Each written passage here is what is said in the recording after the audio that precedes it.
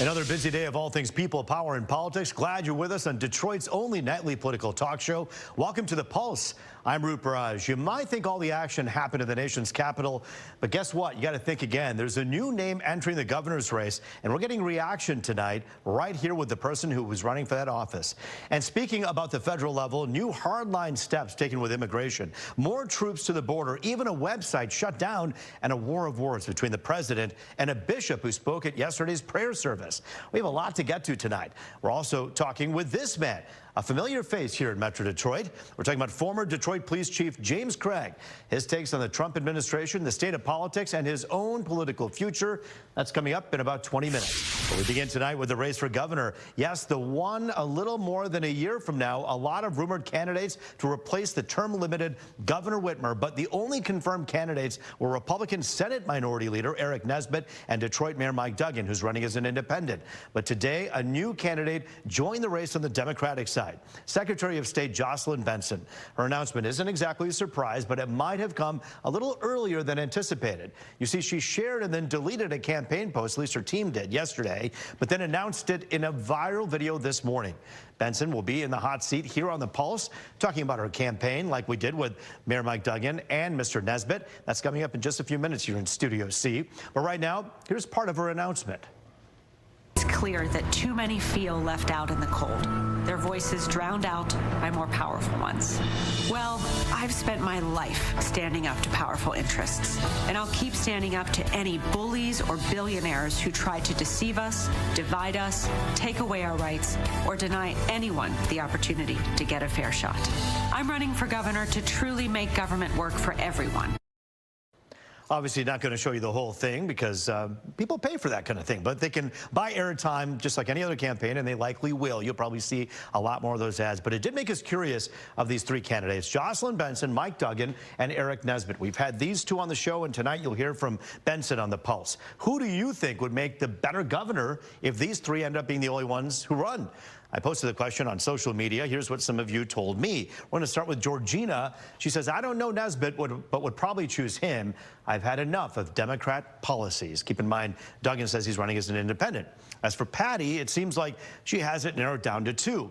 I think both Benson and Duggan did a good job, Patty telling us. And finally, Ann and Debbie say of the three, Duggan is their guy. Ann saying Duggan. He was the best Detroit mayor and would make the best governor. Debbie says Duggan, look what he did for the city of Detroit. We're all asking you the same question on fox2detroit.com. If you'd like to vote, all you have to do is scan that QR code at the bottom right of your screen. So far, most of you who voted say Senator Nesbitt would be best. This is not a scientific poll, but definitely an interesting sampling here. Detroit Mayor Mike Duggan coming in second place. And again, you'll hear from Secretary Benson in less than 10 minutes. In my excuse in Washington for not being able to speak was it was so cold being outside. No excuse in this warm studio. Turning now to the Trump administration, where the president has been busy rolling back many of the policies that Joe Biden had in place, and it has sparked a war of words between President Trump and a religious leader. More on that in a second, but we want to start with something that really hasn't gotten as much attention as the immigration changes, and that's diversity, equity, and inclusion, or DEI, as well as LGBTQ policies. You see, the president made DEI a huge focal point of his campaign as well, and one of his orders gives executive branch departments 60 days to basically eliminate those programs, including all the chief diversity officer, equity action plans, and environmental justice positions. Another memo put all federal DEI officers on leave pending layoffs. That's going to happen soon.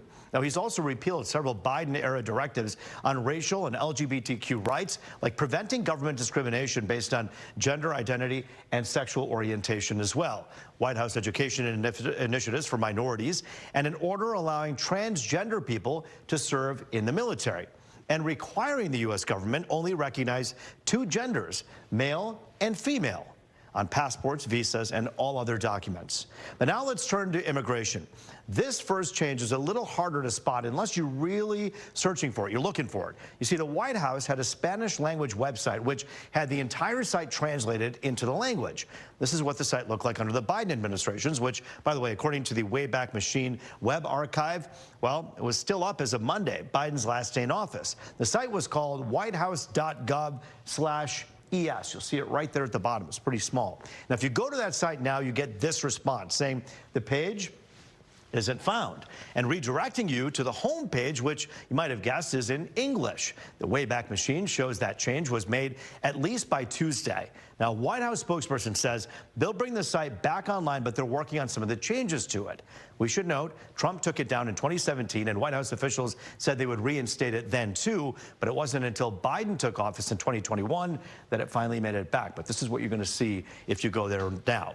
But it's not just taking a website offline. You see, the Pentagon will send up to 1,500 active duty troops to secure the border. This is a big one. That was one of his main campaign promises. That's on top of the roughly 2,500 National Guard and Reserve forces that are there already.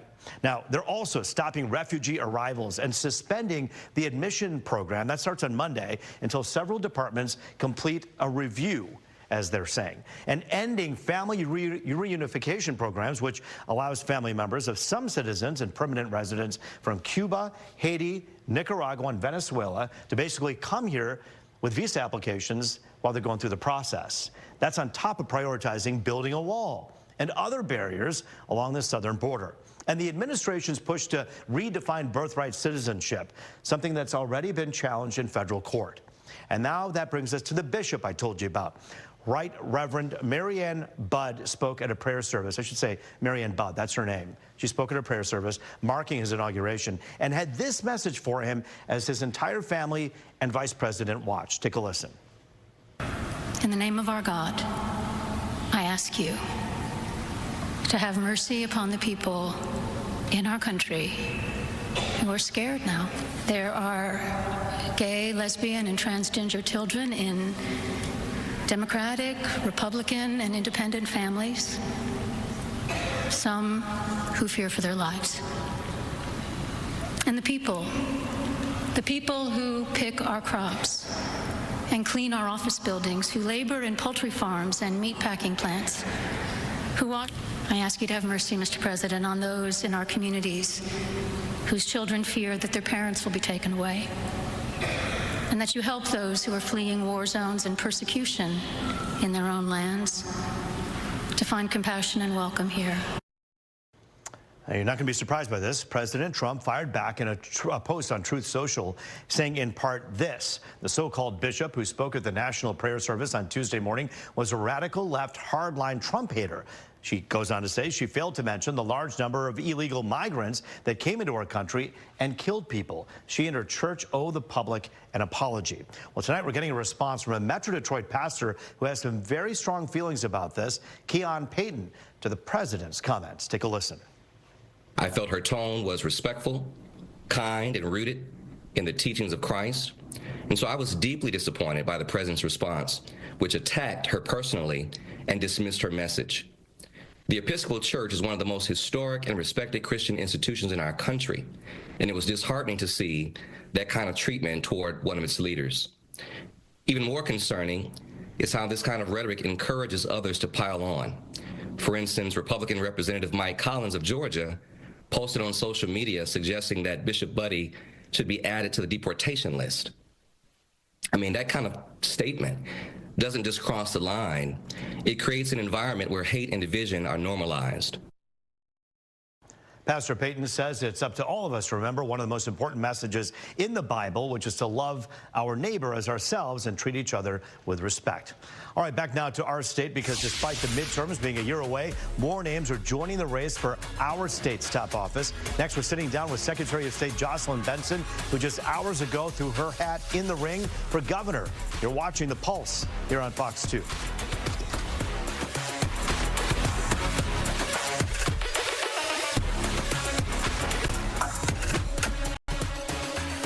Welcome back to Detroit's only nightly political talk show. This is The Pulse, and here to talk about her big announcement, Secretary of State and now Democratic candidate for governor, Jocelyn Benson. And it is good to see you, Secretary. Thanks for joining us here. Always a pleasure to be here on The Pulse. Thanks for having me, Roop. It has been a whirlwind tour for you, one that ends here tonight on The Pulse, but began this morning with a big announcement. And we should point out it started with an announcement that had been posted and then really taken down. Excited. Yeah, so, like, so talk about what happened there. Just yeah, well, I think, you know, we have a great team, and everyone was just really excited. I think that excitement bubbled over into a post, and then everyone said, let's wait till the morning.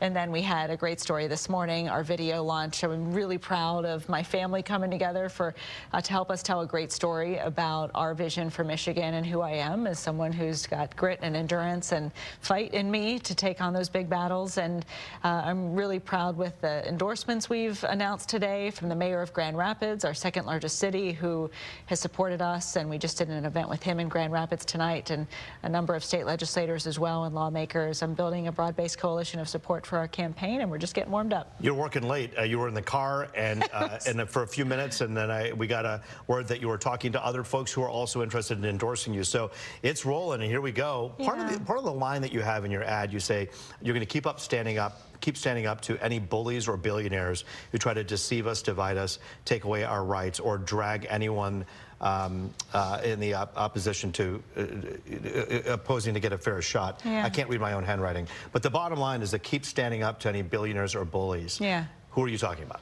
Well, look, it's no secret. I've taken on the president, President Trump. I've taken on Elon Musk, one of the wealthiest people in the world, when they lie about our work, about our people, or when they make people in Michigan feel unsafe with those lies. And I'll continue to do that. And look, I believe that our economic prosperity and investing in our people is the key responsibility of the next governor, and that's going to be a cornerstone of our race and a cornerstone of my administration as governor. But at the same time, I'm also willing to stand up to anyone, anytime, anywhere, no matter how powerful, when they try to threaten our citizens or take away the voice and the votes of our people. And that's what I've done, and that's what I'm willing to do again if we have to. You're just starting this run for governor, and you know that the current governor, I don't think it's fair in an assessment to say had a change of heart, but perhaps a change of tone. She became that woman from Michigan when she butted heads with Donald Trump, now the president again.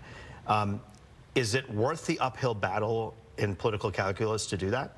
It is always worth the battle to do the right thing. Period. It is always worth the battle to stand with truth, with the people of Michigan, and with facts, and with integrity. And that's how I built my whole career. It's what I learned from Judge Damon Keith when I moved here to clerk for him. He said, always do what's right, no matter whether it's politic. And that's how I've built my career, and that's how I've gotten things done for the people of Michigan, and have been able to build broad-based support to win the state by 14 points in 2022 when I ran for re-election. So to me, it's always about doing what's right, even when it's hard. Even when powerful people come to your doorstep and try to push you to the other side. I never waver, I never have wavered, I never will, because I'm in this to do what's right for the people of Michigan. Mayor Mike Duggan is running as an independent, and I know that you're oftentimes campaigns will say, I'm not here to talk about anyone else, I'm here to talk about myself. But there's a bigger story here. The fact that he chose not to run as a Democrat, what does that say about the Democratic Party? Well, I can't speak to his decision. I'm not a pundit, I don't pretend to be one, but I do know that our party has had some great successes over the last few years. I've been a part of those successes, some significant ones all across our state, particularly when women are leading the way and are leading the charge. But at the same time, we have not done a good enough job listening enough to the residents of Michigan and then delivering on what they ask us to do. I just completed a 20-city tour all across the state where we've been going from Marquette to Canton to Traverse City to Grand Rapids to Wyandotte to say, what do you need us to do better for you? And the number one thing I heard was housing. Housing needs to be affordable. It needs to, whether you're renting or buying a home, people should be able to live in the communities they want to live with and then feel safe in those communities. I don't want to overstep, but I do want to ask you a little bit. I mean, isn't the Democratic brand a bit damaged at this point? I don't think it is. I think the brand of politicians is damaged, the brand of divisiveness. I mean, no one wants to see us bicker. They want to see leaders who will bring people together, develop solutions, and get things done. And that's what I've done as Secretary of State. When someone comes into our branch office, I don't say, hey, who did you vote for? I say, how can I help make your life a little bit easier?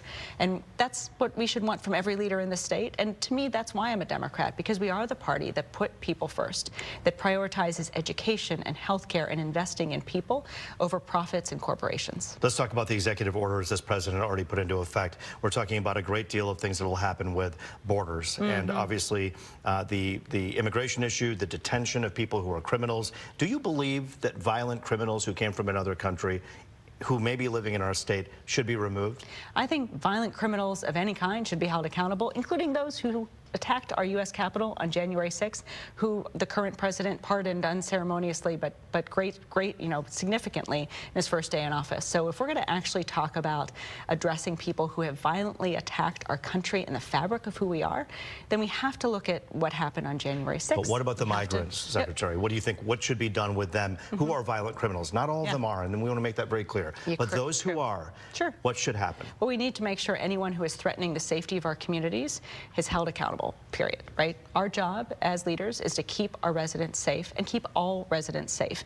And we have to recognize also that a lot of that rhetoric can really hurt the safety of many of our residents, particularly those in our most vulnerable communities. So we need to be careful. We need to, of course, address violence and seek accountability wherever it occurs. But at the same time, we have a priority of protecting the people of Michigan and being a state where everyone feels that they are safe here and can call Michigan home. Should you become the governor of the state of Michigan, you'll work closely then with a president named Donald Trump.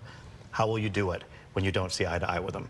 Well, a couple of things. Where I've been clear about where I stand on truth and integrity and ethics and transparent government, and I'll fight anyone who tries to stand in the way of getting our residents the help and the support that they need to feel safe and secure in our state.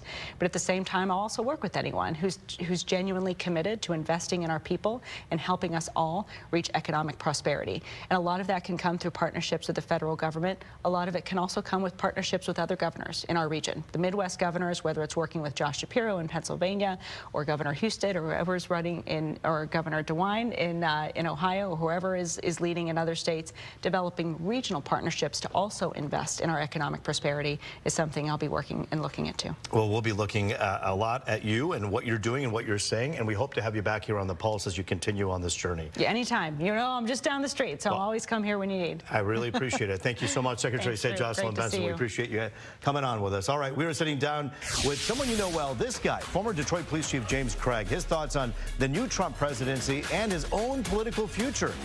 Is he running for mayor? You're watching The Pulse on Fox 2.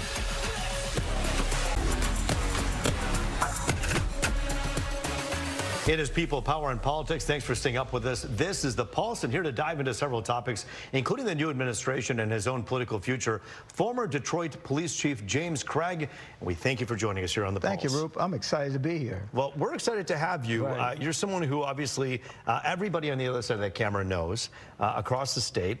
You've, of course, when you left the police chief job, you put in your hat for a number of races, and they didn't turn out the way you had perhaps hoped. So I want to kind of go back to that in a minute here, but I want to begin with the new president. You've had a chance to, to know a little bit of his administration, know how he works. What are your thoughts on some of these executive orders that we're seeing already? Well, I'm excited. It's no secret. I've had a couple of conversations with the president when he visited Detroit. Certainly, when you talk about immigration, that was overdue. And the gaslighting that the American people got for the last 4 years, suggesting that, oh, the border's not open. It's a challenge, but it's not open. The fact that we have violent, criminal, illegal migrants in our country.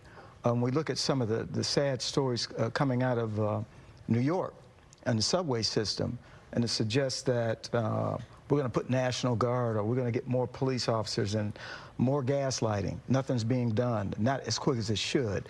And so it's disappointing that it's gotten to this point.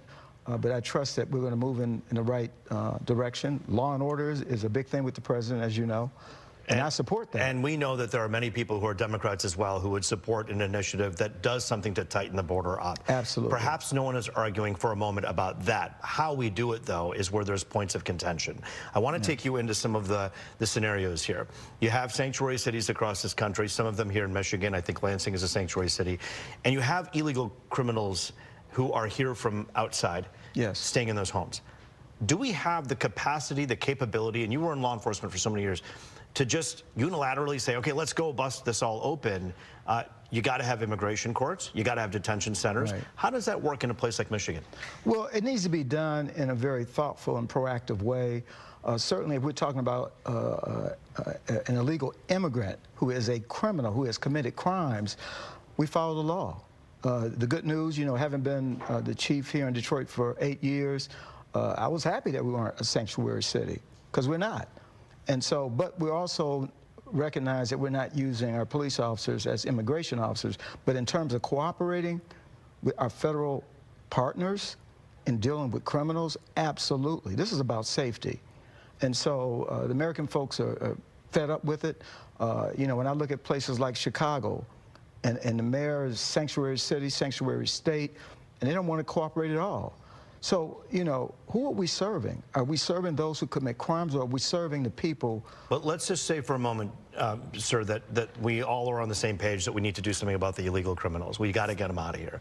And we know that's true. How do you do it from a logistical standpoint as a police expert, as a former chief? How do you do that? You got detention centers. Texas says, hey, we'll open up some more space for you, but in other states, you're not going to have the same thing in government and governments that are run by Democrats. It's going to be a challenge. I do agree that if there are states that refuse to cooperate with the apprehension of criminal illegal migrants, then they should be sanctioned. They should be held accountable. And I know that's something that the president has talked about, maybe having the DOJ sanction and go after some of these mayors or some of these governors who refuse to cooperate. Stand in the way. And I agree with that. Let's talk about the governor's race here for a moment. It's an office that you obviously wanted a few years back. There was a signature snafu issue with the company that you had hired, and it didn't happen. Not snafu, illegal gathering of signatures, but it didn't work out. It didn't work out. It didn't work out. And so now you have Benson, Duggan, and Nesbitt all putting their hats in the ring here. Duggan says, I'm running as an independent. This is your former boss.